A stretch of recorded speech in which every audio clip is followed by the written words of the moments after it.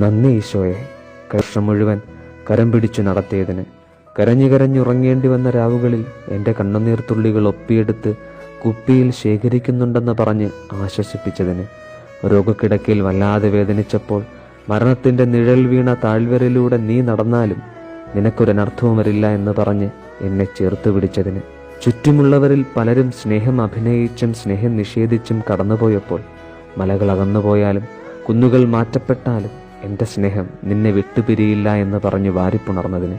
എൻ്റെ തലയിലെ ഓരോ മുടിയഴികളും നിന്റെ കണക്ക് പുസ്തകത്തിലുണ്ടെന്ന്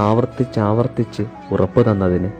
എൻ്റെ കാലുകൾക്ക് കരുത്തു പകരുവാൻ നീ അനുവദിച്ച സഹനങ്ങൾക്ക്,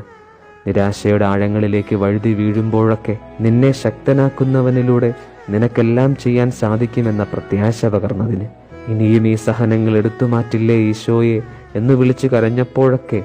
എനിക്കൊരു പദ്ധതിയുണ്ട്, അത് നിന്റെ നാശത്തിനല്ല ക്ഷേമത്തിനാണെന്ന് സൗമ്യമായി പറഞ്ഞ് ആശ്വസിപ്പിച്ചതിന്, ചങ്ങാതി ഇനി ഡിസംബർ 31-നും ജനുവരി 1-നും ഇടയ്ക്ക് ഒരു രാത്രിയുടെ അകലമേയുള്ളൂ. പാതിരാ കുർബാനയിൽ അൾത്താരയിലേക്ക് നോക്കി പറയണം, ഈശോയെ നന്ദി.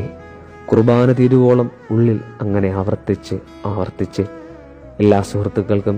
ദൈവത്തിന് നിങ്ങളോടുള്ള പദ്ധതികളെല്ലാം പൂവണിയുന്ന ഒരു വർഷമായി ഈ പുതുവർഷം മാറട്ടെ എന്നാശംസിക്കുന്നു. സ്നേഹപൂർവ്വം, ഹൃദയശിഖരങ്ങളിൽ ഒരു മഴപ്പെയ്യും.